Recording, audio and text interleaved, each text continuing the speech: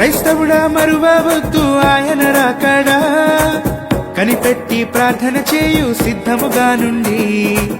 క్రైస్తవుడా మరువవద్దు ఆయన రాకడా, కనిపెట్టి ప్రార్థన చేయు సిద్ధముగా ఉండి.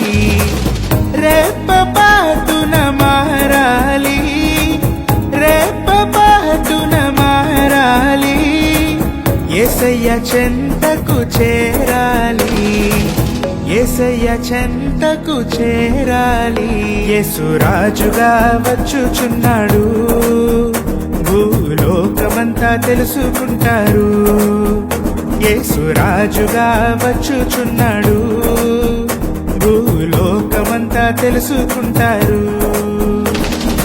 రవికోటి తేజుడు రమ్యమైన దేవుడు, రవికోటి తేజుడు రమ్యమైన దేవుడు, రారాజుగా వచ్చుచున్నాడు, రారాజుగా వచ్చుచున్నాడు. యేసు రాజుగా వచ్చుచున్నాడు, భూలోకమంతా తెలుసుకుంటారు. యేసు రాజుగా వచ్చుచున్నాడు.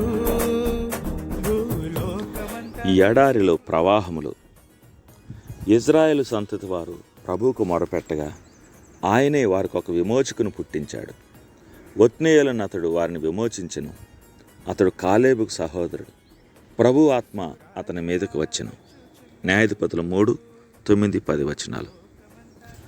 దేవుడు తనకు వీరులను సిద్ధం చేసుకుంటున్నాడు.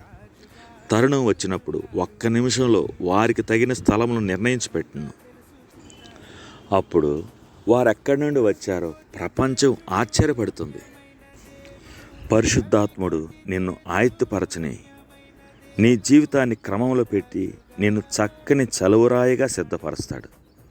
అప్పుడు ఆ చలువరాతి భవనంలో నీవు ఒక సజీవమైన రాయిగా అమర్చబడి అందంగా ఉంటావు. ఒక సమయం వస్తుంది, అప్పుడు మనమును ఒత్నీయేలు వలె ప్రభువుతో కలిసి ప్రపంచాన్ని పరిపాలిస్తాం. 1000 ఏండ్లు ఆ పరిపాలన విధానంలో ఉంటాం. అయితే ప్రభు ఒత్నీయేలును సిద్ధపరిచినట్లు మన శ్రమలతోనూ వేదనలతోనూ ఆయన మనల్ని సిద్ధపరిచితేనే మనకు ఆ మహిమకరమైన ఏలుబడి స్థితి లభిస్తుంది. అప్పుడు మన కలలో నెరవేరినట్లుండును. ఒక ఒత్నీయేలును పరిశుద్ధాత్ముడు ఇప్పుడు సిద్ధపరిచిన ఎడల పరలోకపు ప్రభువు అతనికి ఒక సింహాసనాన్ని ఏర్పాటు చేసి ఉంచుతాడు. విజయాన్ని చూడగోరిన ప్రతి వ్యక్తి మహాశ్రమల మార్గం గుండా పోవాల్సి ఉంటుంది.